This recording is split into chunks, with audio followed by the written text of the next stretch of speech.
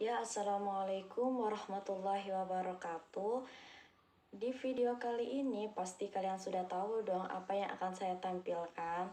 Ya, sebelum saya tampilkan ataupun masuk dalam suatu pembahasan, mari kita subscribe, like, and comment.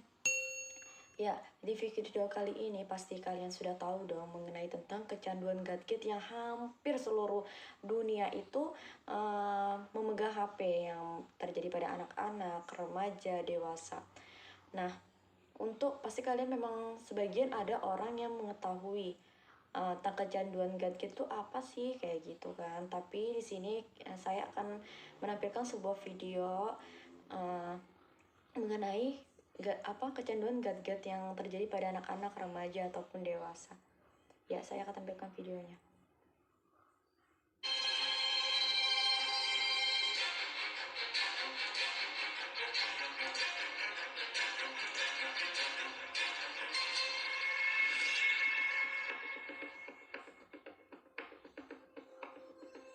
Gawai atau gadget benda tidak bisa dilepaskan dari tiap aktivitas manusia saat ini. Selain membantu, tak jarang penggunaan yang berlebihan justru bisa berakibat fatal. Kecanduan terhadap gawai kerap datangkan masalah pada kesehatan. Dunia medis menyebut kondisi kecanduan gawai dengan nomofobia atau nomobelfobia. Dampak yang paling terlihat ialah enggan berinteraksi dengan dunia luar. Dalam pendekatan psikologis, perilaku ini muncul karena pecandu gawai telah dapatkan kebahagiaan semu di dunia maya. Akibatnya, pecandu gawai tidak mau berinteraksi di dunia nyata dan nampak tidak nyaman bila sedang berinteraksi dengan banyak orang. Menatap layar gawai terlalu lama juga berakibat fatal pada struktur tulang dan postur manusia. Posisi kepala yang menjorok ke depan rupanya dapat mengubah struktur tulang belakang manusia menjadi tidak ideal. Tidak hanya itu, resiko nyeri pada leher juga mengintai pecandu gawai. Tidak hanya leher yang terdampak.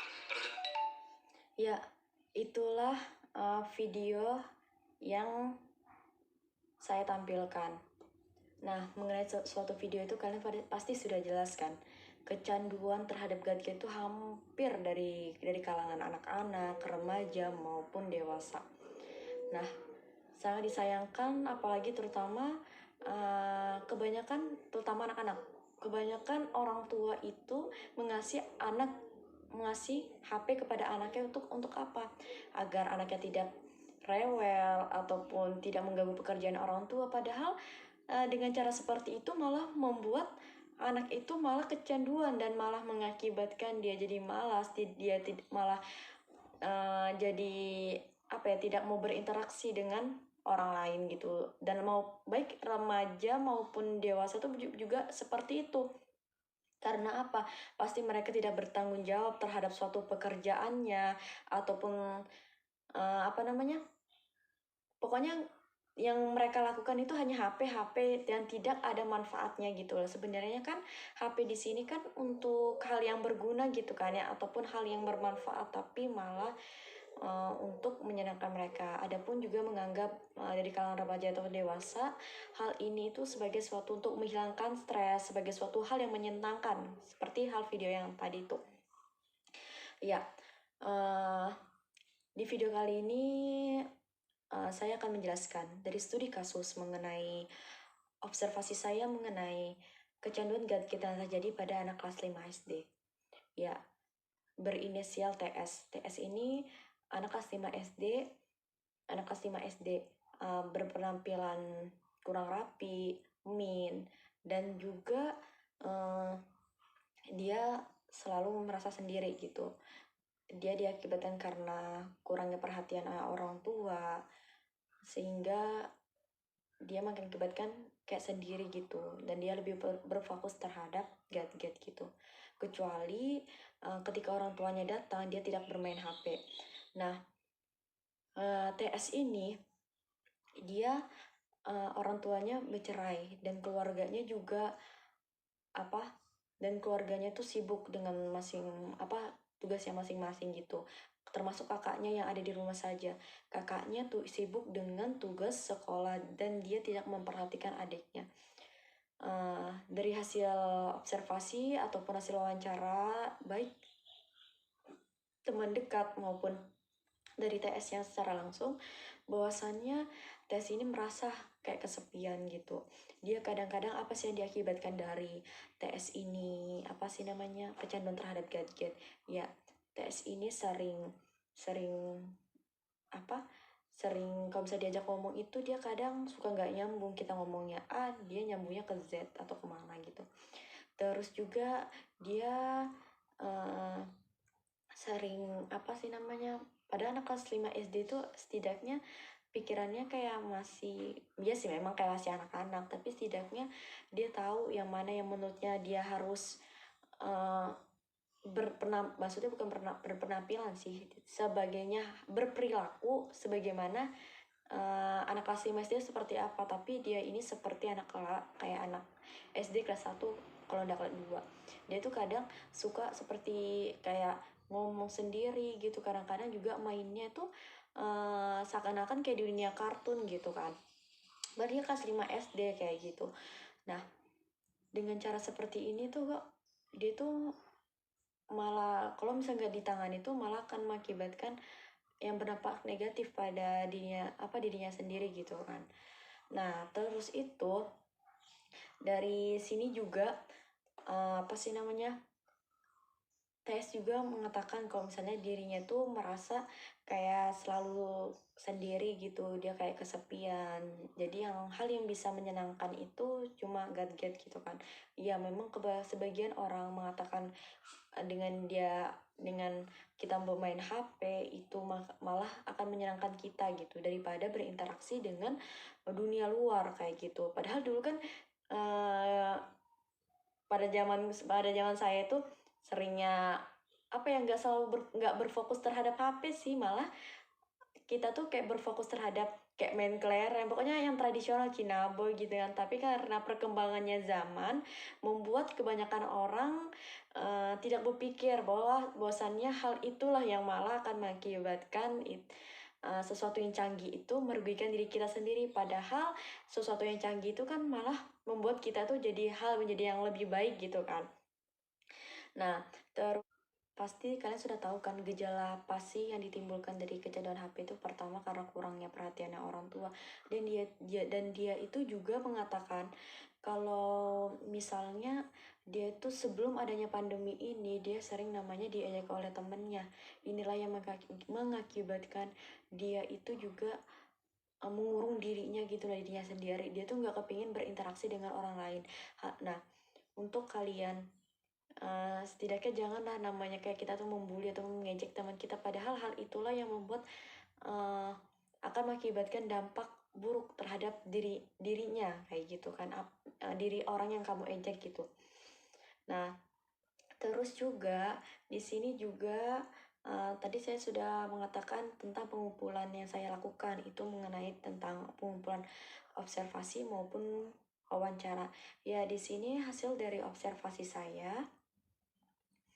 Dari hasil observasi saya itu sikap pada umumnya dia tuh apa ya, selalu bermain ataupun bermain gadget. Dia tuh kadang-kadang kalau misalnya temannya tuh di rumahnya tuh ada, tapi dia tuh kadang-kadang di lingkungan dunia rumahnya itu teman-temannya tuh sering apa namanya, uh, teman-temannya kadang nggak pernah keluar gitu, dan mengakibatkan dia tuh lebih baik bermain HP gitu kan.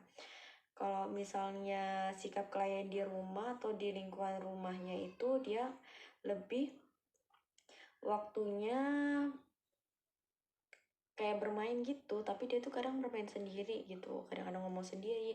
Misalnya kayak ada boneka, kayak di dunia kartun kayak mana sih dia main, misalnya main main boneka-boneka Barbie-Barbian ataupun hewan-hewanan gitu lah misalnya, tapi suaranya suara hewan gitu gitu loh, pokoknya istilahnya kayak ngikutin kayak ada di dunia kartun gitu kan.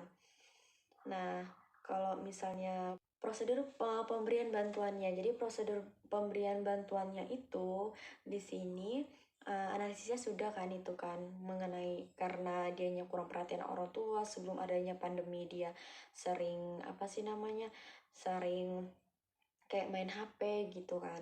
Nah, kalau misal sintesisnya itu ada memang hal-hal yang baik gitu. Nah, hal-hal yang baiknya itu apa sih? Dia itu kadang suka membantu temennya gitu kan. Kalau misalnya temennya pada keluaran gitu, sering membantu temennya. Terus itu termasuk anak yang rajin sih dan patuh. Terus juga kalau misal faktor hambatnya itu karena anak ini tuh kayak pendiam, padahal dia tuh orangnya cerewet gitu, sedikit cerewet, tapi dia ini sebenarnya pendiam ya gitu, karena kadang dia tuh marah-marah sama temennya kayak gitu. Nah, terus itu hasil diagnosisnya kan tadi kan itu yang pertama karena kurangnya perhatian orang tua, terus sering diajak oleh temennya sebelum adanya pandemi gitu. Itulah hal yang mengakibatkan seseorang itu apa sih namanya, yang tadi kalau misalnya orang tua kan sibuk kan, otomatis dia lebih baik main HP. Kalau misalnya diajak itu otomatis mental kita ini terganggu. Makanya oleh sebab itu kalian jangan sampai kalian itu kayak membuli temennya ataupun mengejek. Padahal kalian tuh udah tahu sendiri bagaimana beratnya dia tuh mendengar perkataan-perkataan yang nggak mengenakan di hatinya mereka gitu kan. Terus itu proses pemberian bantuan dan evaluasi. Jadi proses pemberian bantuan dan evaluasinya saya menggunakan pendekatan CBT dan teknik self management. Ya, di sini pendekatan CBT adalah pendekatan konseling yang dilakukan untuk menitik beratkan suatu kognitif dalam suatu aspek behavioral ini terhadap suatu tingkah laku maupun emosinya. Ya, di sini tujuannya apa? Agar kalian itu mengetahui apa aja sih yang perilakunya yang harus dia ubah, apa sih yang memang yang dalam dirinya itu yang memang yang harus diubah itu gitu. Nah, terus kalau misalnya self managementnya itu apa sih kayak gitu kan. Jadi di sini saya bacakan ya. Jadi teknik self management itu tahapan di mana setiap individu mengatur perilakunya sendiri, dan juga teknik self management dapat mengatur klien dan merubah klien kepada perilaku yang lebih efektif. Nah, kan tadi kan kecanduan terhadap gadget gitu kan termasuk suatu perilaku yang tidak efektif bagi dirinya, karena hal yang sebenarnya untuk yang kita lakukan seharusnya yang hal yang baik, malah hal yang bukan yang hal yang nggak baik juga sih, maksudnya hal yang nggak berguna gitu, nggak bermanfaat maksudnya kayak gitu kan. Di sini ada pun teknik self managementnya, ada pun tata cara pelaksanaannya. Pertama itu konselor menjelaskan proses dengan teknik berdiskusi. Jadi itu di sini konselor itu berdiskusi dengan klien gitu. Nah, terus tuh klien mencatat mengenai dirinya sendiri dalam berinteraksi. Jadi di sini klien itu pada saat melakukan suatu konseling, dia tuh uh, mencatat apa aja sih yang saya lakukan selama ini. Pasti dia tahu dong. Hal yang lebih banyak dia lakukan itu adalah kegiatan bermain HP gitu kan. Klien melakukan kontrak dengan diri sendiri. Jadi maksudnya kontrak itu di sini klien itu kayak membuat perjanjian sama dirinya sendiri gitu. Nah, aku nih misalnya kan kadang orang kayak gini, pokoknya aku tuh harus berubah, pokoknya. Misalnya juga kalau misalnya lebih efektif gini, maksud saya, misalnya kita nih lagi ngerjain tugas kan, kamu ngomong sama dirimu, pokoknya aku hari Rabu ini harus ngerjain tugas, pokoknya itu harus selesai kayak gini. Nah, gitu namanya kontrak. Sama dengan klien ini juga. Terus di sini konselor menawarkan diri untuk menyalurkan masalahnya, misalnya diarahkan untuk mengurangi dalam bermain gadget dan diartikan untuk bermain dengan teman sebayanya. Jadi di sini itu difokuskan agar klien itu dapat bermain bukan terfokus terhadap gadget aja, tetapi harus terhadap bermain dengan teman sebayanya. Hal ini juga dapat mengurangi kecanduan gadget. Yang terakhir adalah jika klien setuju, maka konselor memulai melakukan bantuan dengan menunjukkan hasil yang sudah dicapai gitu. Terus itu konseling kelompok, teknik self management. Nah, ini konseling kelompoknya. Konseling kelompok dalam menggunakan teknik self management ini sebagai suatu bentuk upaya dalam menjalankan suatu proses bantuan profesional terhadap sekelompok orang agar mereka dapat mengembangkan potensi dan memecahkan setiap permasalahannya dengan melakukan suatu prosedur dengan tahap pengobservasian diri, terus itu mengatur lingkungan, tahap evaluasi diri, dan tahap pemberi hukuman gitu. Terus itu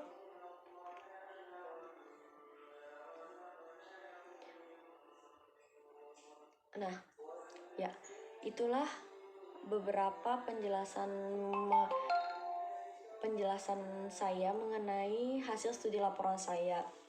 Jadi kesimpulan begini, bagi kalian, baik anak-anak, remaja ataupun dewasa, kurangilah setidaknya bermain HP.